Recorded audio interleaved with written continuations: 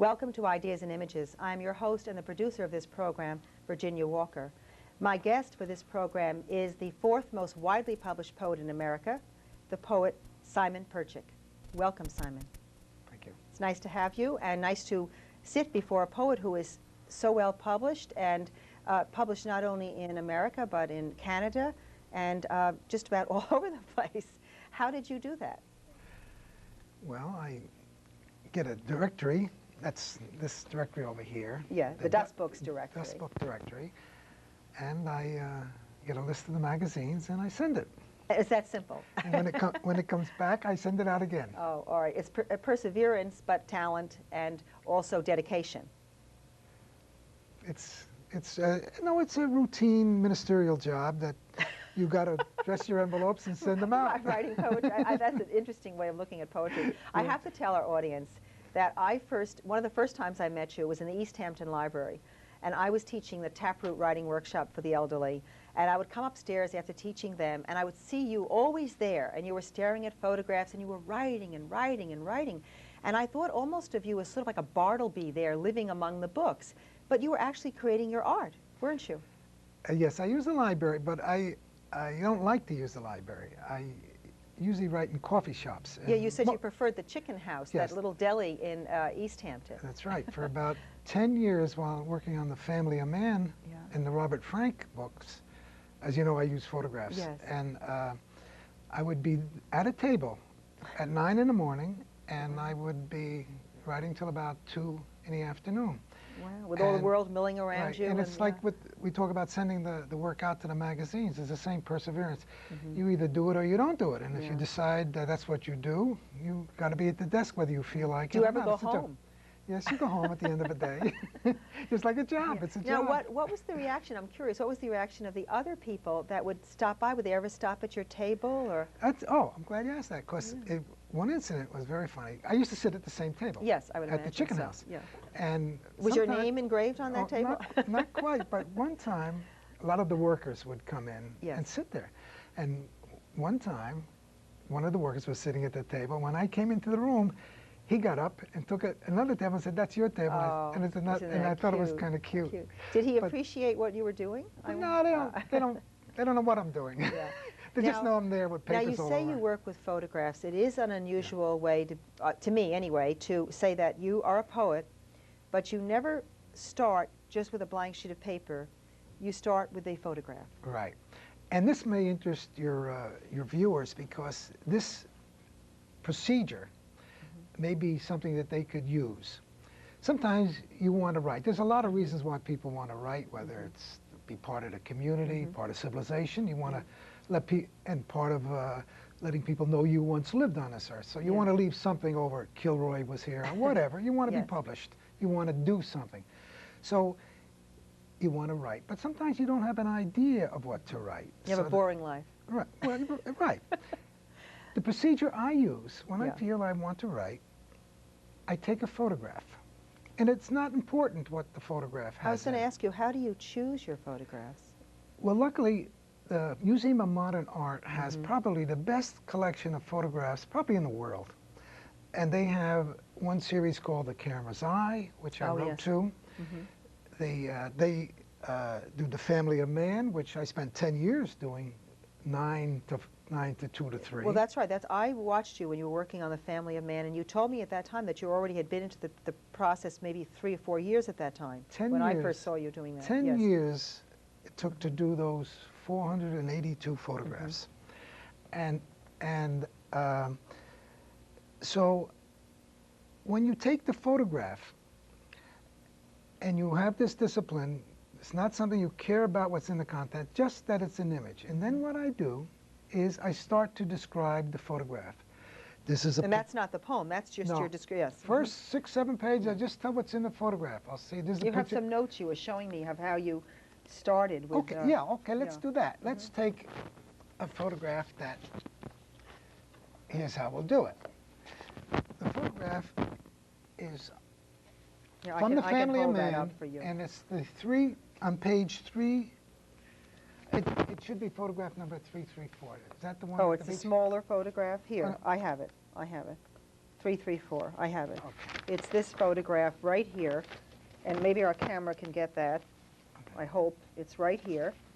And you can tell us a little about it. I'll Okay. hold it up. Here's what happens. I lay that down on the table, and as you mentioned, Virginia, I like the commotion of a coffee shop. The library is, writing is a very lonely business. I like the coffee shop business. When I was in the city, I would be writing in the automats, and always in the coffee houses. And so I would be spread out on my table with my cup of coffee, whether it was at Eddie's or Newtown Cafe, and now it's at Fiero's pizza joint. I would start. I have a feeling you're infamous in the town, Simon. The book is laid out, the photograph is laid out, and then I start with a bunch of papers, that on the backs of papers that I always use. And I start to describe it. That picture you just showed, the first few words on the first line of that is funeral in Mexico at night. No idea. Yeah, the women with their gowns, the gauze. I don't have a slightest idea of what is in my head at this point. The next sentence will say, not black shawls, but white. Overhead like nuns.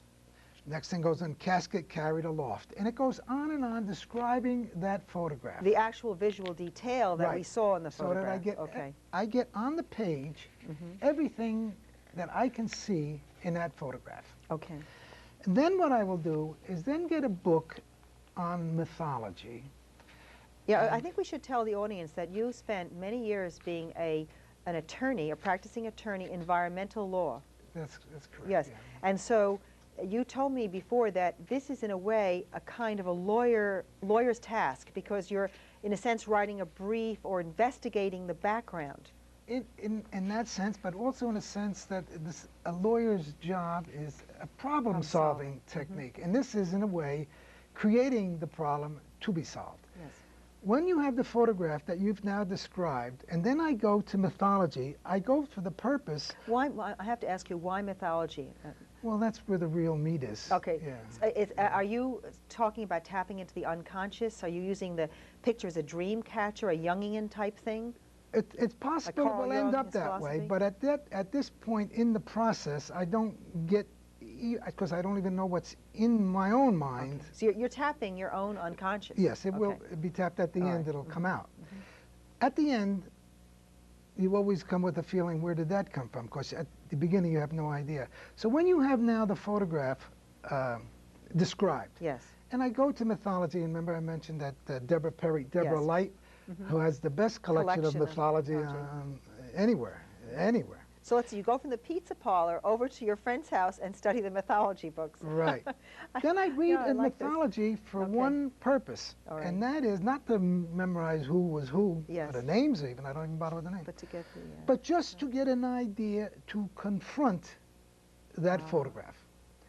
The images of that photograph. Right. It'll be what that means. Right. There will be something that will be so disparate, so contradictory, so irreconcilable with that photograph that I just wrote down, describing here, that I will make a note of that, and then the next week, 2 weeks, 3 weeks will be to resolve that conflict. So you'll find a tension.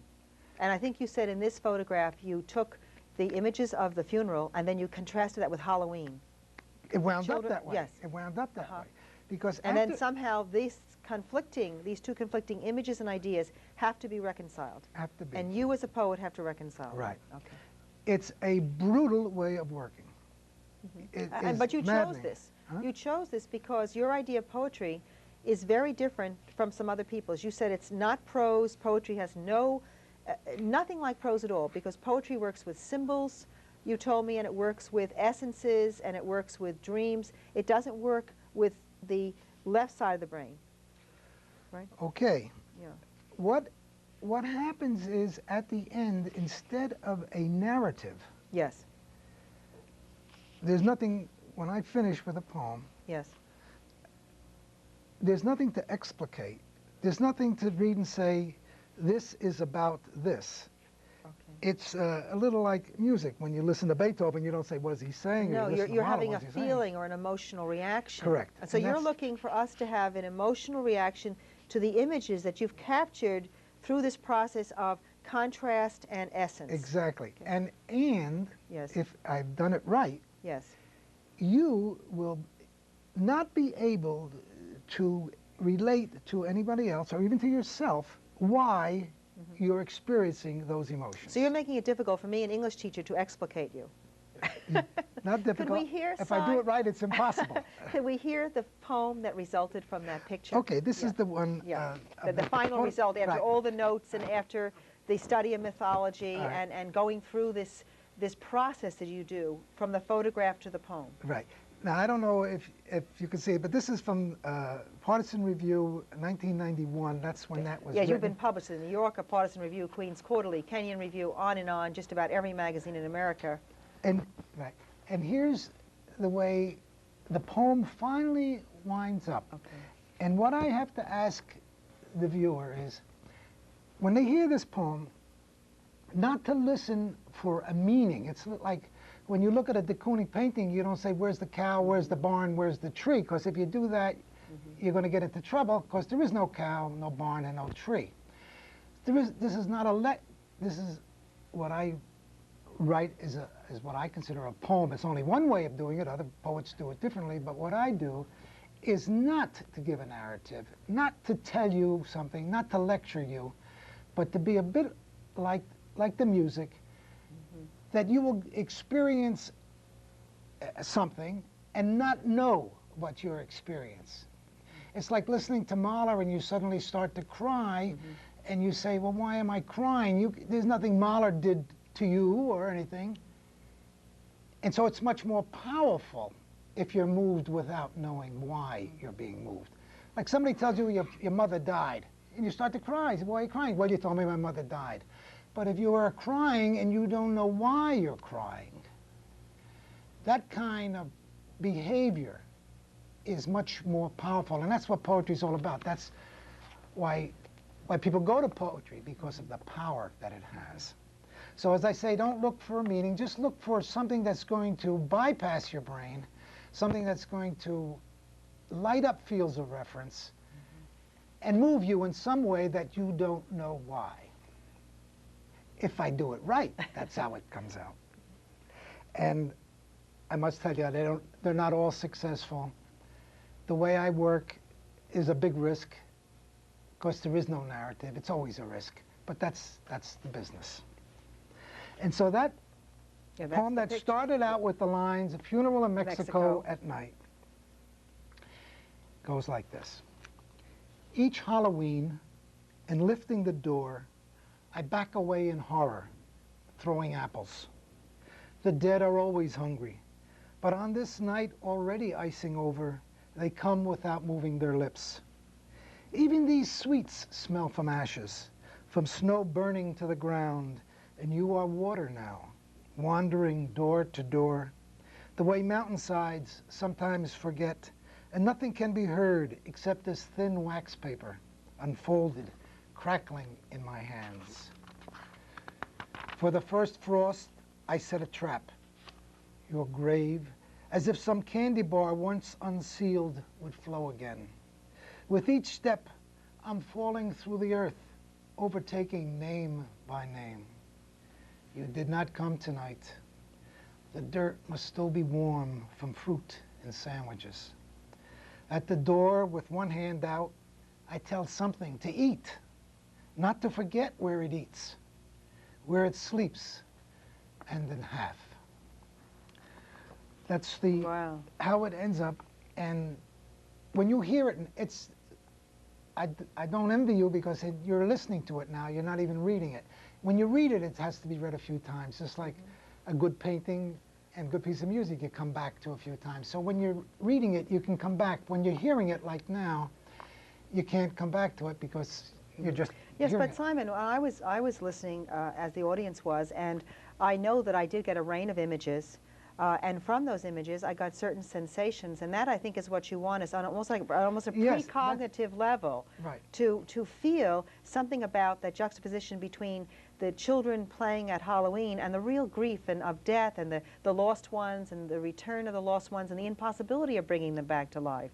I mean, some of that came through, even though I only heard it once, and I think our audience could capture some of that. Right. You have to touch down with even a dancer with the great leaps in the air. You have to touch down to reality sometime. Yeah, and speaking So of you do touchdown, you Yeah. used to be a pilot. Yes. Yes, and many of your poems do involve the idea of flight also. Yeah. Yeah. It's, and that's something, I'm glad you mentioned that, because that's something else your viewers might be interested in. The flying business only took about 1.5 years out of my life. That was in 50 years England ago. when you were in the war. As a fighter. Pilot. But you actually were No. the pilot, you weren't the gunner. Right. Yes. 1.5 years, and that has taken a hold on me all those years. Oh, of course. So when your viewers who are writers, and I assume most of you are writers, I have a you feeling wanna everyone tap is in, a secret writer. What yes. I'm saying is that you should tap in and make these situations work for you.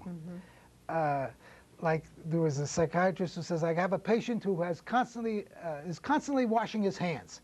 I don't know what to do with him. And the guy says, well, get him a job as a dishwasher. And so you try to make these situations work for you. Yeah. So you're taking from your pain, your life experiences, everything, That's and correct. translating it to, and for some people, photographs. Now you had another photograph here. Yeah. Did you want to tell us about this one? Okay. And what you do, Virginia, I'll just find this the, one now. what the poet does is work his or her way out. Yeah. And that's what it's... Now this is the 3 people here, right at the top of the page, this right, one? That's one, right. You want to tell us a little bit? And why, first of all, why did you choose this picture? Or this was just in the list? Well, it was just in the series, and you decided to go one by one. That's correct. Yeah. I think, in fact, I owe a big debt to Michael Browdy. Yes. He taught me early on that if you want to do this, Yes. you've got to do it with a discipline that you don't waver from. And so you start with the first and you go to the end. And most of those pictures I don't like, I hate them, but I don't look at the pictures except to use them. Yes. So, and even if it's a picture that doesn't turn me on, I use it because it's the discipline is And what also counts. because it is an image of life. Yes. And you can work right. with it. Now, Yeah. what happened here? When you first saw this, I see there's a man in his underwear. Okay. There's a woman laughing, and it looks like an amusement park in the background, and there's a gentleman with a guitar. Now, what did that do to you? Before I answer your question, I want ahead. to just correct something about Oh. when I say I didn't like the photographs. This one you Every liked? of those, no, Oh. they're all perfect photographs. yes. But there's some that don't spark me right away, and okay. I would like to go to somewhere else that helps me a little bit All get right. started. But the discipline is to do it even if you doesn't mean anything right away, because Okay. eventually it will serve its purpose. All right, okay. On that photograph, Yes. you understand the procedure. I would be sitting Sure. out there with the photograph, Yes. and then I would start to scribble, and somehow the act of physically moving the pen across the page Yeah. It's starts a bringing- flow. Your association Yes, in your mind. You're yes. doing something Yes. to start the process. It's like starting a car, you turn a key. So the first words on this page to start that photograph work against that photograph. Yeah, you start with the tension right away. Yeah, You're working with opposition all art, or yeah, confrontation. we start with that. All art needs tension. Without the tension, it just won't hold together. But the listener, if it's music, the viewer, if it's a painting, the reader, if it's a poem, without the tension, you can forget it. So what So was the you- tension that you started with here? What was the Well, confrontation? the tension will Yeah. be at the end. But what I start Okay, with here, yeah. the tension will be when I confront it. After I describe the photograph, I will then go to mythology, get an idea to confront it, not something that's Oh, so in the sympathetic. beginning, what was your first description? Okay. That's what I want, yeah. The first words are impromptu dance, Oh, 3 yeah. people, 2 men, 1 woman. 1 man has a guitar, 1 man is dancing, 1 woman or a spectator, not sure. Yeah. Man has a hat and a cigarette, hands on hips, and it goes on and Oh, yeah, on you're just describing to that, that's describe right. it. Then, as I say, I will go to some book on mythology. One of the books of mythology that I strongly recommend for everybody is Hamlet's Mill. Oh, I that's a forgot who wonderful book. Yeah, I can't. yeah. That's a great book. Yeah. Hamlet's Mill. Yeah. It's fantastic. It's about. It's either Italian or German author. It's Yeah. yeah, long name. Right, I remember that. Yeah. Yeah. A double author, a Yes. man and a woman. Yeah. Yeah, Uh-huh. perfect book. And that's a Yeah. book where you can get an idea. And that's about the every pole other- star shift too. That goes into all the heavens and the constellations. You get and- ideas every paragraph. Yeah. It's unbelievable. That's where the Aquarius, Age of Aquarius, comes from. That whole Right. concept. Yeah. Uh-huh. Yeah. And then 20 pages later, you wind up with a poem that I'll read to you. And that was in the Queen's Quarterly. This isn't Queen's Quarterly. Another very good journal. I am proud of being in these magazines. Yeah, they're great. They're great books. Queen's Quarterly is, I think, the equivalent of Partisan Review in Canada. Sure. Yeah. And you've been published in the New Yorker, too, which is like, everybody wants to get published in the New Yorker. I know. I was going to bring it here, but I couldn't find a copy. Okay. We believe you. I know you've been published in the New Yorker. Yeah. If we have time, I'll read the one for the New Yorker. Yeah. But I couldn't find it. Okay. Let's listen to this one. Okay. I'm curious what happened with the picture. Okay. Now, don't forget, it may be that the picture falls by the way, the photograph falls by the wayside. Because you're going to be left with what I notion. confronted with falls by the wayside. And out of that, something new will come entirely different, so that when you say, that photograph has nothing to do with what you just read. And the answer is, that's most times the case. Okay. Because there is a point in the process where it takes over. Sure. And you really, literally hold on and let the poem write itself. It just goes by itself, and everything falls off. All afternoon these mountains, airborne, from each cloud its fruit ripens only on the run. Rain is never harvested. I let it fall, an orange, then mist. The crop sweeter than how many times do I send this knife alone? Each half cut in half till nothing's left except the cut and the swelling. There's room for you now. And where there were wings, my arms moving chairs that weigh more than wagons. What rain I eat comes from my finger, as armies are still escorted from mountains flying in formation, and nothing underneath but this orange, this half-brother, half-sister, head down. There's still room, the healing bigger than ever, returning from a pasture and covered with wet grass. Oh, that's very interesting. And I see what you mean by the images and, in a sense, juxtaposed to one another. David Ignato had called you a surrealist, and you denied that. And you said something very interesting to me about your images. You said, well, no, I'm not a surrealist because... Because none of the images are unreal. Everything, you may not be used the idea to of seeing... being as heavy as wagons and things like that. There is a wagon. Yeah, that's right. And it has 4 wheels. And I don't think a wagon the with 5 oranges wheels. and the grass. I mean, all these are real things. Everything is in this world. Yes. However, I try to take it out of this world by manipulating those real images. Yes, yes. And by taking them out of this world, I hope to excite and stimulate and move the reader. Well, there is something akin to the dream, I would say, in many of these poems that I hear of you, because you do have the sense that these are images that come to you from somewhere in the unconscious. You're presenting them to us in a stream, and as you see, you're making some connections for us, but sometimes you allow them, as you said, just to flow. And then you're hoping that they capture what you yourself felt. There's a risk. And that maybe we should, if I didn't say it before, I should emphasize it now. This is only one way of running the business. Yeah. I hope that those of you who are watching this don't think that that's the way to go. Oh, no. And many people write poetry in different ways. By the way, we have under 5 minutes left. Oh, okay. And in the time we have remaining, I should mention one thing that you time have. goes. Yeah, I know. That one of your new books is Letters to the Dead. This was published in 1993, right? Yeah. But that there are many other books that people can get in the local libraries. We have 20 Years of Hands, Which Hand Holds the Brother, Both Hands Screaming, Hands You Are Secretly Wearing. You did a lot with hands for a while. Yeah. What was the reason for doing so much with hands? I don't know. You just, it was In an image fact, I that didn't came? even know there was this hands business till in a review it was pointed out. I never thought... You didn't even realize you were No, putting hands in all these titles? The titles are... Oh, my goodness. The titles are lines from the poem that the publisher... Yes. Yeah. Oh, and that's another thing. You have no titles. That's right.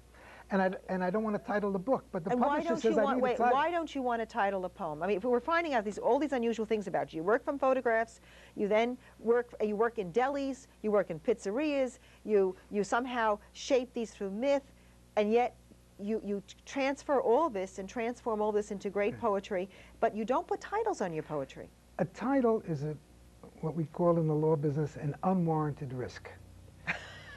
It's like going to Chicago, the legal part of and you you're telling the guy he's going to... You don't want to write down that title because that may fix it too much. That's right. Yeah, I see. Okay. You buy a ticket. Where you going? I'm going to Chicago. Here's your ticket to Chicago. I want to get on a bus, and I don't know where the bus is going. Yeah. So you want the unconscious to carry you. You want it to carry the reader. You don't want the reader to feel that this poem is only going to be about such and such if the title fixes it because that it's way. not only about so and so. Yes. The facets are all over the place. Over there. Yeah. And if I do it right, yes, I light up fields of reference that I'm not even thinking of, but the reader will pick up. Yeah. So that a lot of times you can suggest by using certain words, and the reader adds to it and is sucked into the poem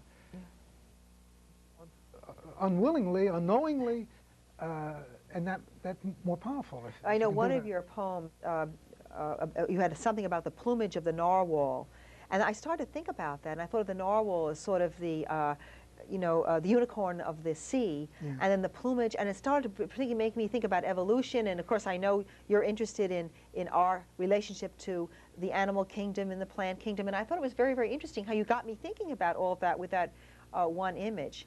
We have very little time left. You said you wanted to tell young writers something that they could do or they could send for to help them? Yes. Yeah.